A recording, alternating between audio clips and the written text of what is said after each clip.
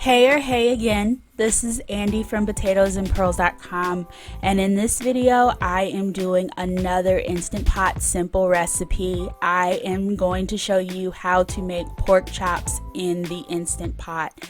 Now I am going to be using boneless pork chops in this video just because boneless pork chops are easier, quicker to cook in the Instant Pot than the bone-in pork chops, but I'm going to show you how simple it is to throw this quick meal together right after this.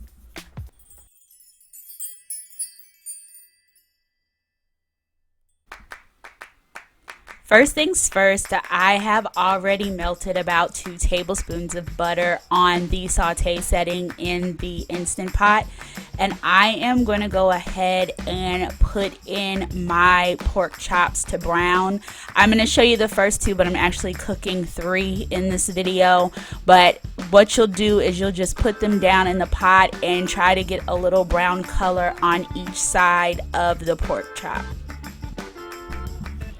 As you can see, both of the chops have gotten some color to them. The purpose of this is because during the pressure cooking time, it's not necessarily going to get a brown color to it, so it's nice to go ahead and get that in the beginning.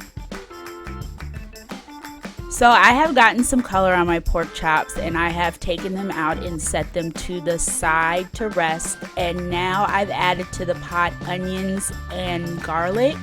I am going to add in a little bit of olive oil. There is still butter left in the pan, but I just want to add in a little extra of oil, olive oil. You could add in some more butter if you wanted to, just to make sure that things don't burn to the bottom of the pan. And so you want to go ahead and get the onions and the garlic nice and browned as well. This is really going to help with your flavor when you are pressure cooking, and you can't get the onions with this color while you're pressure cooking, so it's best to do all of this now in the saute mode. I promise it's going to work for your flavor advantage in the end. I've gone ahead and turned off the Instant Pot from saute mode, and with the garlic and the onions and everything that's already in the pot with the little bits and pieces, I'm going to go ahead and put my pork chops back in.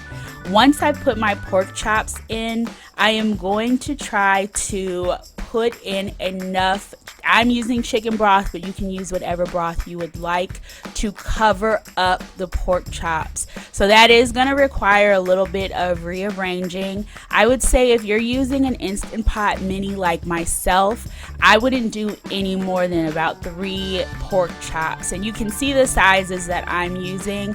I wouldn't go over that. If you have big pieces of pork chop, I would do 2.